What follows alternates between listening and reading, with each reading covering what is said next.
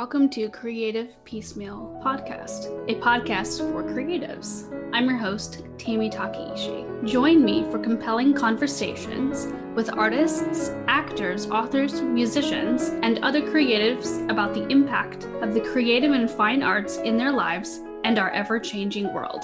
Thank you for listening.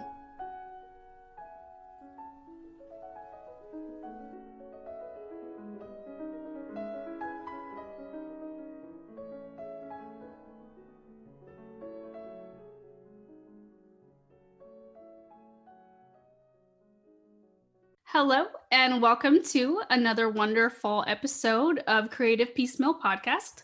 Today's guest is Jennifer Ball. Jennifer Ball is the owner of Not Your Average Events and is also a contributor to a wedding planning book entitled Planners Unplugged. Jennifer Ball is known as the coordinating ninja. She thrives in creating a unique guest experience through her clients' life stories. Whether it is transforming an airplane hangar, including a flyover for a celebration of life, to rocking a full dance floor at a birthday party, she loves adding a little magic to each and every event her team produces. Jennifer's weddings have been published in several local and national wedding magazines and blogs. She's been featured as one of Roy's folks on Fox 8 and is one of the co-authors of the Planners Unplugged book project. If the owners of Kleinfeld Bridal can trust her with their personal family's wedding, so can you. When she's not teaching in a classroom or planning an event, you can find her fishing by a lake, scuba diving with stingrays in the Caribbean, or snuggling with her 6-pound office manager watching movies. She truly believes in the work-life balance lifestyle. Welcome to the podcast, Jennifer. So excited to have you. Thanks for having me this evening. So in your bio, it mentions the Planner Unplugged book. Can you tell me a little bit more about that as well as your company? So the Planners Unplugged book came out in 2018. Wedding planners from all over the world got together and wanted to tell our stories. So many people think wedding planning is one of those beautiful aspects that you see of cake tastings and pretty flowers and all the rainbows and butterflies that go with it. And it's not just that. I mean, most of us have had so many hurdles to get over what we have overcome to get to where we are today. And each story is so different and so unique. I mean, there's so many times that I literally felt like I was on the floor crying with these other planners, just getting through their everyday life to live the beautiful life we live right now. And, you know, I've been in the wedding business. Well, I've been in the industry of events for now 20 years. I started when I was in college planning events for UNCG and other things in the local community, and quickly found my way working for a venue after I graduated. When I moved back home, didn't have a wedding planner on site. So a few years into it, I created and developed a program for them to have an on-site coordinator. So was there for about 10 years, learned my skill, my education, and a lot of who I am came from that property. But when they closed the property down, wasn't sure where I was going to turn and what I was going to do. So that's how Not Your Average Events was formed. I mean, I'm not your average coordinator. I mean, I'm definitely not the cute little church lady that's going to be quiet, little church mouse. I have a pink mohawk. I'm loud, I'm bold, and I absolutely love life. And I love my weddings to be just that fun too. That sounds fantastic. And I really love your energy. You have such a positive outlook on life. Thanks. I've been dealt some hard things in my past, and I always say that helped shape who I am. But at the same time, it really allowed me to love and appreciate everything I have right now. Those little stepping stones, those little hurdles that I had, they were the lemonade, or the lemon that made my lemonade. So when we look at things and look at life, we're all given that lemon. Are you going to make a lemon pie? Are you going to make a lemon pound cake? Are you going to take a shot of tequila with that lemon? It just depends. Very true and excellent, advice to think about, especially, right now, a lot of brides or couples rather have had to push weddings back or reschedule. And I can only imagine the the frustration and the heartache of having to have planned something and then it doesn't go the way as planned for safety reasons, understandably, of course. Safety is number one. Have you encountered that a lot in your business over the last year? So we definitely did. I can remember the day really the world shut down for me. So it was March and I was actually a guest speaker. I'd been out of the office for about 2 weeks. We had a large conference that I was a part of. I'm also the state manager for the Association of Bridal Consultants here for North Carolina, and we were having our annual winter retreat. So I remember getting prepared for that and trying to just find hand sanitizer because I normally am just one of those crazy people who likes hand sanitizer on a buffet and at the bars. Crazy, I know, way before this pandemic, but I couldn't find any and I could not figure out why. And they were like, it's all gone. And so we were like, okay, well, I just pulled some out of my stash, out of my wedding stash, used it. And we went on had that great event, came back. I did 2 speaking engagements, and my second speaking engagement, I'm sitting at UNCG. I just finished speaking to the club, the organization. They were having a conference that week. And I remember my phone blowing up and it going, because I was also a professor at UNCG, so I'm getting things before students are. I'm getting them as a student, as a grad student, but I'm also getting them as a university employee. And then I'm also a employee for the local community college. So I'm getting all this behind the scenes chatter. And I was like, oh my goodness, something is about to go down. Like they were already like, it was very cryptic at that point. And I remember us, that next day I sat in my office, I wrote a 16-page protocol of how my company was going to move forward and keep things safe. And this was before the first mandate, any government announcements or anything. I literally had it in my emails of all my couples that morning before the first big announcement of the shutdown of the world. And so we really focus on safety. I cried with a lot of brides and grooms. I cried with a lot of mothers of the brides who didn't know how to handle their, daughters' crushed dreams literally in their hands. We postponed a lot. We moved a lot. We were blessed that in June, we were allowed to start doing weddings again for our company. We felt safe if our clients were following mandates and keeping to our protocols, which were stricter than even what anybody else was calling for. Because to me, it was still very unknown. And it had, when you're at a wedding, a lot of it is food. A lot of it is drinks, mingling, close connections. And so being in the food industry since I was 16 years old, I learned a lot of safe serve. I learned a lot of training from that aspect. Being in the hospitality in hotels, throughout college, I learned a lot on that aspect. Being a part of, a larger brand, a larger resort right now, I took a lot of what I knew with them and used that to create a safety protocol for our clients. And we were lucky, we were blessed, and that we only had 2 full cancellations. And those were fully destination weddings from like another part of the world to North Carolina. So for me, I felt really good about having 13 safe local weddings and 2 safe destination weddings. And we only moved 8 to 2021. So I only have 8 couples left from last year to this year. And I just kind of joke with them and tell them, it's my fault. I really love you and I wanted to keep you longer. It's my fault we're moving your wedding, is I wasn't ready to get rid of you just yet. So I think, again, it's all how you look at it. It's how you prepare them. And if you have someone's trust, then they're going to trust the process and trust you with some of the most important decisions of their life. And weddings are just that. They're a big day. They're a big moment. Next to kids, I'm number 2. Number 1, kids. I get it. I can't take a little cute little face place, but I am, until the kids come along, I am your number 1 memory. And then when kids come, I'll be your number 2 memory. And, that's fantastic that you did that protocol and you were able to still make, so many dreams come true in the last year. So that's fantastic to hear about that. Have you always wanted to do weddings and events, or how did that happen? How did you come to be doing that? No, I would have never guessed. It's funny, when I was in college, my sorority sisters gave me the nickname J-Lo because my last name was Lloyd. My maiden last name is Lloyd. So everybody called me J-Lo because there's so many Jennifers in our sorority. So they kind of knew I was going to be the wedding planner before I did. It's kind of funny. So they might get the first dibs of calling me a wedding planner. But no, I actually originally went to school to be a teacher. Full circle now, I am a professor. So that's the irony of that.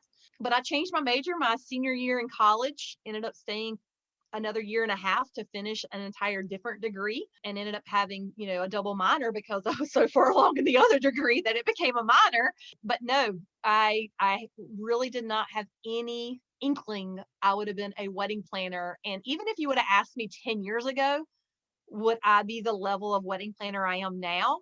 Absolutely not. I mean, in the last, just last probably 10 years, I've become a book author. I have, been certified multiple times. I'm accredited. I am one of 60 master wedding planners in the world. And I get to design weddings for one of the biggest resorts in the world. I mean, that is probably one of the coolest things. And I'm just this little girl from this itty bitty town, Burlington, North Carolina. And I pitch myself all the times as some of who my colleagues are, who my clientele have been. And the world is my oyster, and I can't wait to see what else it has, for me. I mean, my tagline literally is "the best is yet to come." It's my tattoo. It's the title of my chapter in my book. And it truly is my motto for life, because I'm a true believer that there's always something better on the horizon, and the best is yet to come, for real. That is a wonderful outlook to have. And it's fantastic. Like you said, you started as just a regular girl with dreams, and these have exploded beyond your imagination.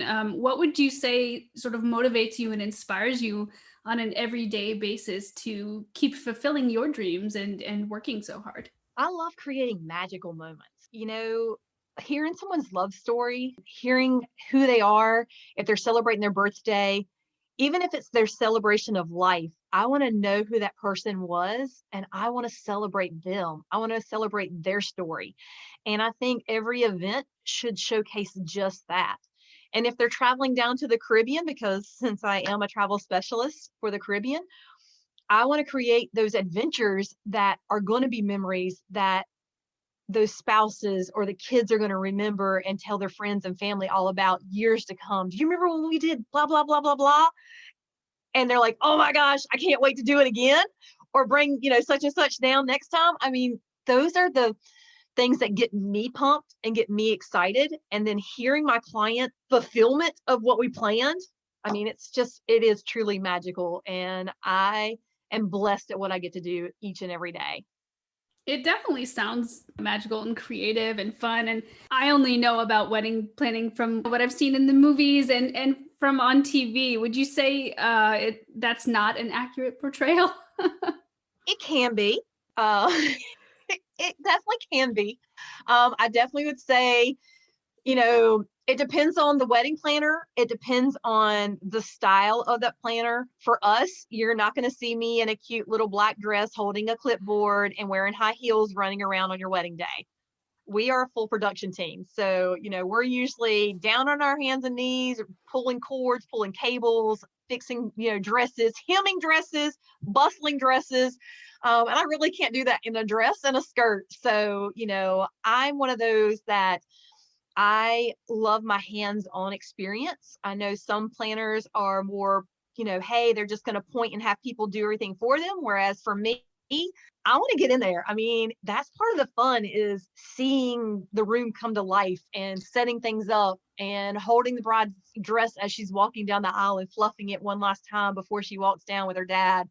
Or, having two grooms just so excited that they finally legally can get married in front of their family and friends for the first time in public. They've hid the secret for so long, quietly, and now they get to, profound their love. So for me, I just love being able to see that love and watching it blossom right in front of me. It sounds like you've got a lot of wonderful memories from your events. Is there one in particular that sticks out as a favorite? Oh man, it's funny. If you ask me any like random questions from a lot of my brides and grooms, the things I can pull up from their weddings, sometimes I amaze my assistant, Lachelle. Like, she literally is like, how do you remember so many little details from so many days and so many moments? And it's because you become a family with these couples. You spend so much time planning that day, and you're part of so many intimate moments behind the scenes that you really become their best friend, their sister that they didn't have, their cousin or their aunt, because some of them are obviously younger now that I'm getting a little older. But I would definitely say I loved seeing my owner's son get married. That was a huge, huge blessing to have them trust me with their own son's wedding. Having been able to do even like some of my best friends' weddings, some of my childhood friends' weddings, it's extra special when it's someone that you really know. But I love getting to know the strangers that just happen to meet me at a wedding show and we just connect. It's like we've always known each other. I love it when someone might ask me, I just want to know, are you comfortable with this type of wedding or this type of clientele or this person? And I'm like, girl, if you just only knew my background, I am like a chameleon. I have done it all, seen it all, and probably been a part of all of it. And that's one of the aspects of our company that I love so much is we always had this huge diversity amongst my staff and amongst, if you stalk me on any of my social media, you'll probably notice that our weddings don't look the same either. Our weddings are customized per that couple, and it tells that couple's love story. And that's exactly what I think I love most about is it's something new every single time I show up to a wedding. It's not the same. So I'd probably say that's probably my most favorite memory is just watching the butterflies just officially emerge from the cocoon we've been working on for the year planning it. Right. It's definitely a lot of planning, and the big day is almost like a big show to an extent, all the hard work that gets put into it. It's a production. I try to tell people all the time, that memory, it didn't exist. Before we created it, it was not even a moment in time. We are forcing that memory. And I always tell my couples, how big of an experience do you want to give and how long of a lasting impression do you want to leave? So along those lines, what is the best advice that you have for couples planning their wedding? Plan your wedding. 110% plan your day. Don't allow family and friends to get into your head, tell you what you should have, what you shouldn't have. If you have a favorite food, you should probably eat that on your wedding day, because every time you eat that from then that day forward, you literally are going to be brought back to your wedding day.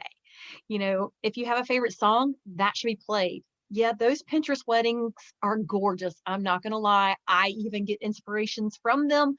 But that wedding happened 10 times yesterday, probably before noon. So allow your day to be your day. Create your centerpieces to be a reflection of you. Do you love the outdoors? Do you love reading? Do you love fishing? Whatever you love doing, make that as part of your centerpiece and your story for your day. So I would say my best piece of advice is hire a planner, no matter who it is, and allow them to be behind the scenes so your family, you and your guests can be guests on your wedding day and just plan your day. It sounds like being true to yourself is really the goal there, being true to yourself, being true to the couple so that you can have the most meaningful, memorable wedding for sure. And having a planner, I imagine, is like having a secret team of like Santa's elves in your pocket or something to make everything just magically go perfect. You are your little fairy godmother and Tinkerbell behind the scenes for sure. You do a lot of traveling for work. Is there a special place that you would love to travel for fun that you've never been to? That I've never been to. Well, my ultimate goal on my bucket list is to step foot on every continent and in every state before I die. That is my big bucket list. I am currently, hopefully this year, starting to plan and become a certified African safari planner. So I could do weddings in Africa. And also I want to do a safari for my 50th birthday. So I've got 8 years to plan for that, but I definitely want to see every one of our sorority sisters. She is building a house in Paris and is going to have me come and stay with her. So I will get off the bucket list to go see Paris. I'm very excited about that. I've been to London, but I was young, and when you're young, it just doesn't really mean nearly the same. but I definitely want to go. I did a couple's wedding. They were foreign exchange students from Asia. I'd love to follow up with them and go see them over in Asia. When I go over there, they are just a sweet couple. I have some friends that are living in Singapore right now, so I'd love to go see them. Of course, Australia just seems like a cool place to check out as well. And I recently became a certified open water scuba diver. So if I can be 60 feet or below underwater and breathing, then that's always a great place too. Yeah, I saw some of your videos and pictures. It just looks so gorgeous seeing the world in that way. It's peaceful. It is my new number one favorite hobby. I am itching to get back down to the Caribbean as quickly as I can. There's just something about that emerging down. The descent is my favorite part. That is my favorite part for sure, is the descent. You're much braver than I. It seems like a scary thing to do. I thought it was going to be. The first time I did snuba, which is a mix between snorkeling and scuba diving. Snorkeling, I loved. I was avid. I'd done it so many times. And so I finally got the nerve to do snuba. Took me about 25 minutes to get my head underwater and breathe underwater because your head tells you you're not supposed to be breathing underwater. And once I got down about 25 feet, I was hooked. And I quickly learned when and where I could get certified the next time. And so this past October, I got certified while I was in the grill, and I loved it so much. I planned a trip a month later to St. Lucia, and then a month later I was in South Coast Jamaica scuba diving down there. So now I'm off to the next place to see. What are some of your goals for 2021? Besides the African safari training, I've got some personal goals within my company that I really want to do. I have really started focusing who my clientele is and who I want to focus on, who I want to better serve so I can produce the weddings that I want to produce and that people most love on our websites and on our social media. I'd love to do more speaking engagements. That's one of my personal goals for 2022. Obviously, 2021 is probably going to be out. So this year, I'm going to submit, hopefully, to several places and do more public speaking for 2022. 2018 was one of my best years I've ever had. I spoke at multiple large conferences, small conferences, and I absolutely love sharing the knowledge that I've been blessed with and inspiring others to let them know that they can do just what I do and make a living out of it if they do it right. It's hard work, but I couldn't imagine doing anything else. And that's part of what inspired you to do the Planners Unplugged book as well, correct? Yes. So the whole, background of the Planners Unplugged book is, 18 of us got together and we really started trying to share the hurdles and some of the hardships that we went through to get to where we are today, because it's not that easy. When I first started doing event planning, there weren't mentors that would put me under their wing and say, hey, this is how you do it. Here's a copy of your contract. Here's this, here's that. No, it was all, what is a wedding planner? Because 20 years ago, it was a cute church lady, director at your church, and that was it. But now wedding planners are really starting to thrive and showcase their services and their skill sets. And honestly, this is our year. 2021 is going to be, I'm going to go ahead and say it. I know people said, don't say this is going to be your year because you said it was going to be your year in 2020 with the vision. But 2020 was just that. It gave you clarity. If you didn't walk out of 2020 with a clear, definite vision, something isn't right. Because for me, it definitely gave me clarity of what I wanted to do. 2021 is the legal age of drinking and celebration. So I'm going to celebrate me and my industries. And while our industries are on hold, yes, weddings are questionable, travel's questionable. This is the time you are going to want a travel specialist. You're not going to want to travel without one of me. And this is the time you're going to need, there's no longer a want. There is a need for wedding planners right now, because without wedding shows going on, how are you planning your wedding? Where are you getting your information? Are you crowdsourcing? Good luck. You never know what you're going to get when you crowdsource. At least when you hire a planner, you know you're getting quality vendors and quality information.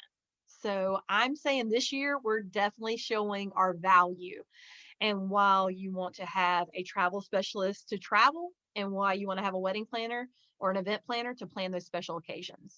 Of course, because you guys know all the ins and outs and the logistics of things, and you've got the relationships built with the vendors, and you're able to say like, yes, this is a sustainable, ethical company versus this company. Like you're able to point people in the right directions for where they can best use their money and resources. It is definitely not our first rodeo, for sure.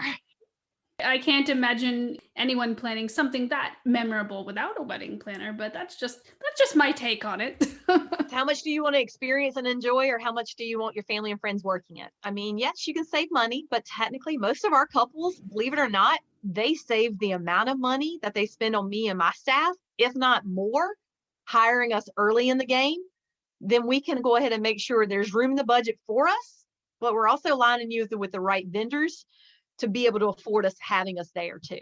I will say, unfortunately, with COVID, we definitely learned a lot about a lot of vendors. We saw the good, the bad, and the ugly, and I lost friendships way some people handled their business. If they didn't do it morally and ethically, if they were just very business-like, I myself, I handled it as morally, ethically, yes, business savvy as well. But at the same time, I wanted to make sure that I was very empathetic with my clients and let them know that, hey, we're in it together. We're struggling.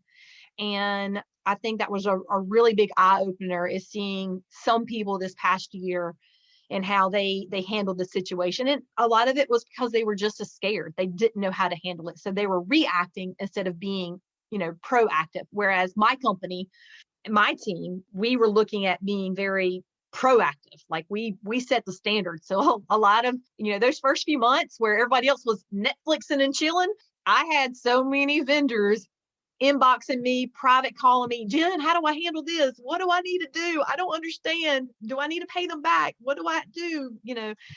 And I was just honest with them. And I told them, if you were the client, what would you want to hear?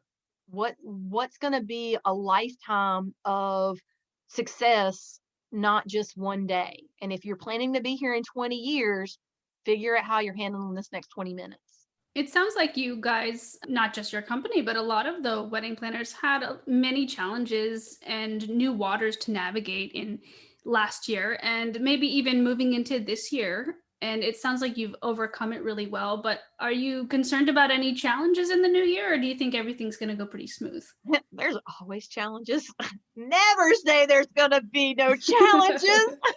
Every wedding I learn something new, and sometimes every other wedding adds something new to my contract too. So, but I mean, that's weddings in general. Just in the little bit of time that you and I've been chatting, there's probably been 50 billion trends added to Pinterest and social media and things that are changing. So with us, our industry, we're always growing. We're always, being innovative. We love the gray area. We dance in it very well. And for some people, you ask for, forgiveness versus permission.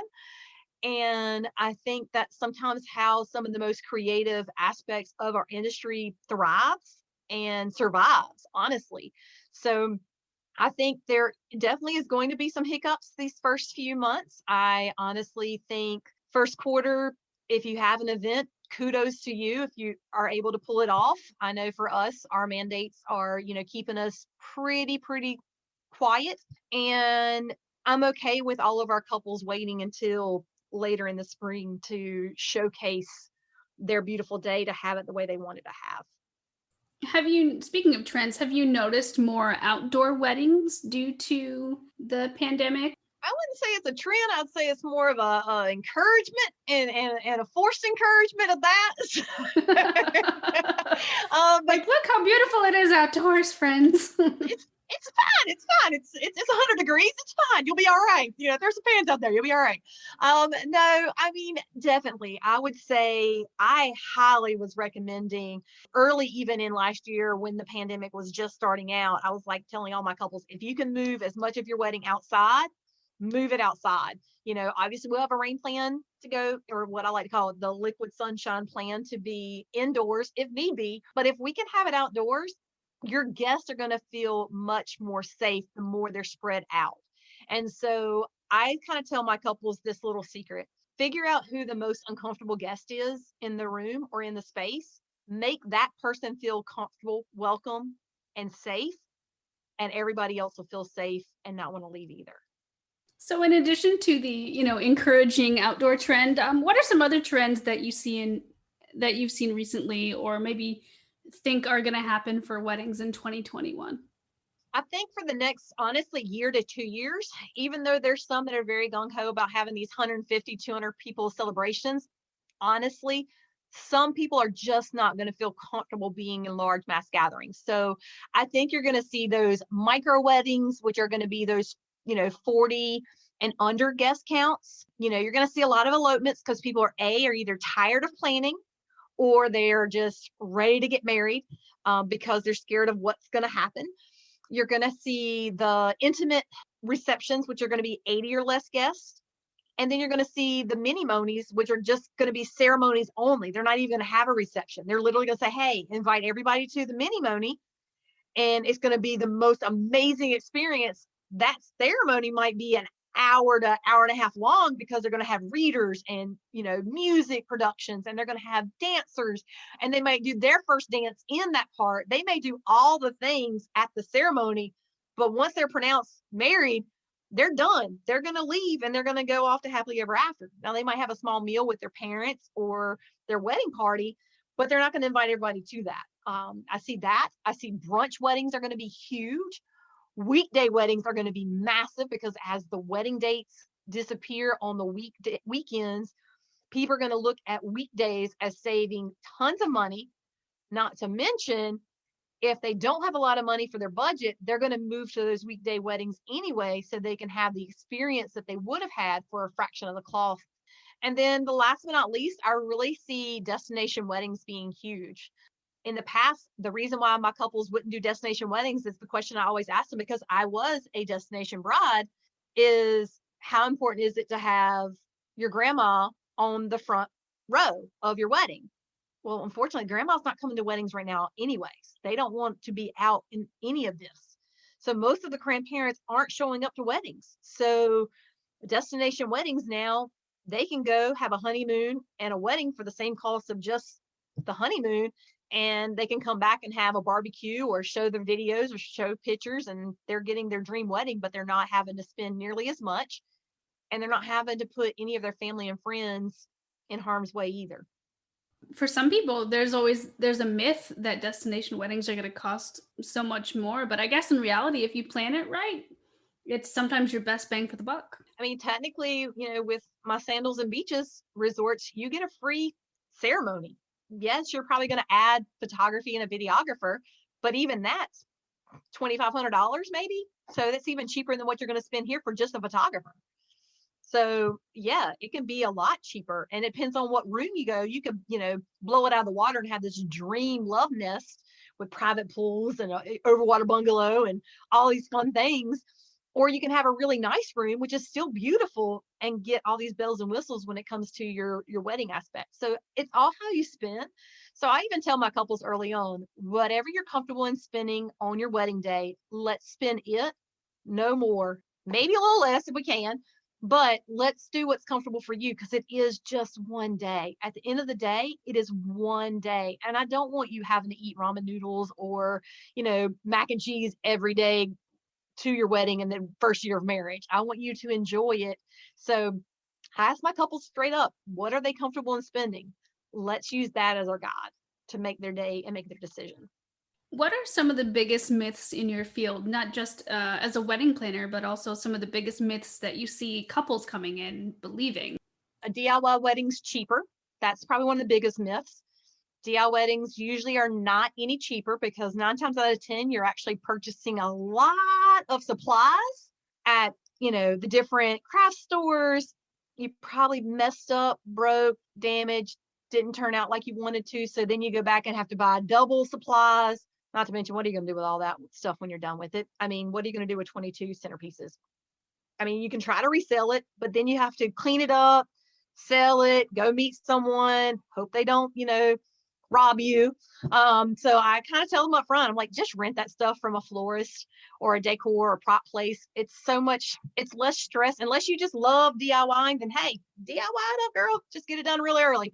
Because if not, you're going to become a stressful bridezilla. And thank God I've only had one of those in my entire career.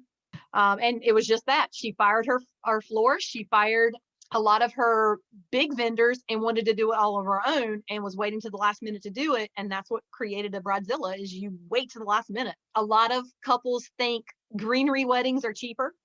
No, it takes twice as much of the greenery to fill up. One big hydrangea, yes, it's $8 for that one big hydrangea, but you're going to need 3 bunches of greenery to take up that one space of that big hydrangea. So sometimes beautiful green weddings aren't cheaper. And then the other thing that I get a lot is, oh, I'm just going to do a cute little backyard wedding and it's going to be so much cheaper. I did not know you had 200 chairs in your backyard and all these tables and a dance floor. And can your bathroom handle 100 flushes every hour? I don't think so. Nope. So you got to bring in indoor plumbing, aka portable restrooms, generators, because you do not want your, any of your power popping during the event. You got to bring in a tent because, well, people don't really like sitting in boiling hot sun, and they definitely don't like getting rained on. You probably want a dance floor for people to walk on and dance on, tables and chairs, linens. So no, backyard weddings are not any cheaper. They're more beautiful because they're fully customized, and I love a good backyard wedding. I mean, I worked a tenanted facility for 10 years, so you get me a backyard wedding and I will have a field day, but it ain't gonna be cheap. You better come with me with some money. Are there any tips that you would, or advice you would give to someone who wants to become a wedding and event planner? Do your research. I love what I get to do. I could never imagine doing anything else after I've been doing this for so long.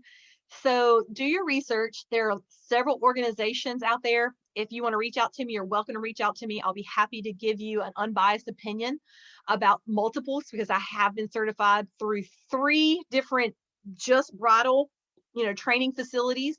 And then I've been also a destination wedding specialist with another company as well. So I've done my research. There are several more that I still want to take just so I can learn the behind the scenes, because each one of the certifications I've taken, I've learned a little something different because their focus is a little different. But I would say get your education, shadow another planner. If you're local here in North Carolina and you want to come shadow me, I am happy. If you want to fly, I mean, you're welcome to come and fly and shadow me anytime you want. I actually had an intern from Florida once. She lived with me for 2.5 months and learned how to become a wedding planner, and I absolutely loved her. So I'm open to shadowing and just, get that experience and get that education. And you'll feel a lot more confident on wedding day, because you just never know what's going to happen. And you have to remember, you are the captain of your ship. So when something's going down, they're all going to look at you when everything is on fire. And I've had literally tables on fire. I've had one of my staff members on fire. The stories I can tell you. And you have to know how to handle those situations. So get educated, gain experience, and you'll be just fine. And love it. Love it. Love it. Excellent. Well, thank you. We're going to switch gears and I'm going to ask a few more questions about who is Jen. Are you ready? Okay. Okay. So question number 1, if you were to bury a time capsule, what would you put in it? Oh, great question. One, I would, depending on how long it is, if it's with my lifetime that I get to open it up and check it out, I would love to put a bucket list in there just to see if I actually have accomplished those items on that bucket list. But I think I put some cool things in there that are from my generation, my time. So like, VHS tapes, even though they won't be usable back, in 100 years, but it'd be funny to look at them and be like, what is this? Cassette tape, even phones would be cool. Just things that, are some of the electronics for now.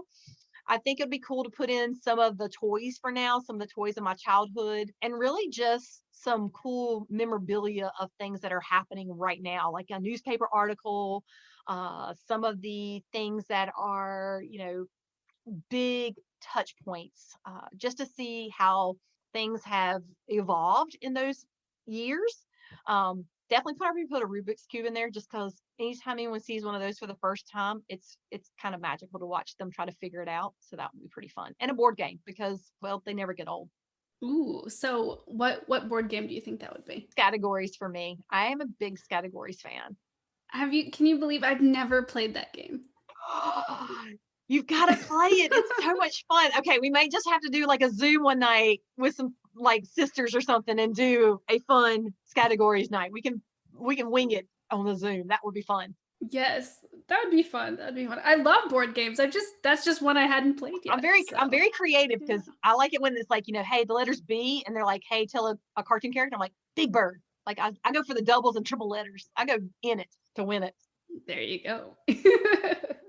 So speaking of things like from your childhood, do you have a favorite book from your childhood that's sort of stuck with you throughout your life? Honestly, I have severe dyslexia. So reading was never something that was fun to me because by the time I would turn the page, I would forget what I read. So for me, reading was never anything that was the top of my list. I did have this one cute little book I remember when I was like pretty much like a toddler, a child. And I remember it was just this, it was almost like a cardboard book. So it was one of those really thick pages, but it was like really small. I mean, it might have been 3 by 3, maybe 4 by 4 inches. It was tiny, but it was this little bunny that was cleaning her room and putting her toys away. And I remember I'd always read it as a little kid. I'm like, okay, Mom, I'm going to go be like the bunny and put my little toys away and my clothes away and then tuck everybody in so I can go tonight, And so that was probably one of my favorite little childhood books for sure. That sounds really cute and like a nice way to sort of learn about self-care and cleaning and things like that. I actually found it while I was cleaning out my mom's house. So I actually have it in one little box of things that I kept from my childhood. That and like a Popples. I think I have a couple Popples of Cabbage Patch Kids. Oh yeah, I remember all those. I'm showing my age now. That's okay. That's okay. I think we might have to put a note in the show notes about what a VHS is for all the younger listeners out there. Yeah, they might be Googling like, what is a Popple and a Cabbage Patch Kid? I'm not quite sure. Right. Like, what's a cassette tape? Actually, I think people nowadays aren't that bad. But no. Cassette tapes are coming back. They are. Yes. They say history repeats itself. Some things we probably should never do again. But, then again, I do rock a mohawk, and that was pretty popular in the 80s, so I can't say anything. If you had intro music or a theme song to your life, what song would that be? Ooh, I would probably say a couple different songs. Sunshine in My Pocket from JT, whatever that song is. I like that one. From Trolls. That one's a pretty fun one. Thunder and Lightning. That one's that one's another good one as well. Those two are probably my two big ones. Those are probably the two that get me pumped up the most. And then anything from Bob Marley. I would probably say I could listen to reggae. That's what I usually listen to when I'm walking around my neighborhood. Usually it's what's pumping in my head, either that or some kind of Christian music is probably playing to get me all, inspired for the day, especially if I was having a bad day, then that would be definitely something that would kind of pump me up. Sounds like a good mix. Oh yeah. Like I said, I'm a chameleon. You just never know what you're going to get with me. Switching gears a little bit more, if you had suddenly $1 million extra in your budget for your company, how do you think you would spend it? Man, I tried to buy a Powerball ticket and a Mega Million ticket the last time when it was like near billions of dollars for both of them. They sold me the wrong ticket, so all I got was a scrap piece of paper. But that's all right. I lived in my head for a few minutes and said, okay, if I did have this extra money, what would I do? And if it was just for my company, obviously, besides the fact I would pay off all my debt, that would be a phenomenal moment. School, education. I would want to go back to get my doctorates. That would be one thing. I would definitely buy all my own scuba gear, probably even a couple boats and probably a couple Caribbean homes to enjoy those boats on. But no, seriously, I would probably really invest. One of the things me and my boyfriend talk about often is building this amazing warehouse compound that his company, because he owns an embroidery shop and a sawmill and a woodworking shop. And I, of course, have my wedding planning and travel, side of my company. And I would love to build that building, but I want to build it where I could bring in some of my staff to work like front office, have an accountant, like really, really just have everything together where I could be the empire and then I have a team underneath me that can take care of all the stuff that I don't like doing, but I have to because I'm a one-man band when it comes to the office side of things. But I think that would just be amazing to have that empire built and be able to bring in and give jobs to other people and be able to really showcase what we as a company are and establish to be able to do. And then, of course, travel as much as possible and see the world. It certainly sounds like something that could become a reality down the road, though. Hey, you just never know what we got planned here. We're definitely, like I said, we're doing big things. We've got big dreams, big plans, and you just never know what's going to happen. I mean, we are not your average, so who knows? Yeah, who knows? You never know. You never know. Always shoot for the stars, right? Yes, well, you shoot for the moon, so if you miss the moon, you still land amongst the stars. There you go. Where can we find you on social media? If you are just wanting to learn about the wedding side of Not Your Average Event, we are on Instagram.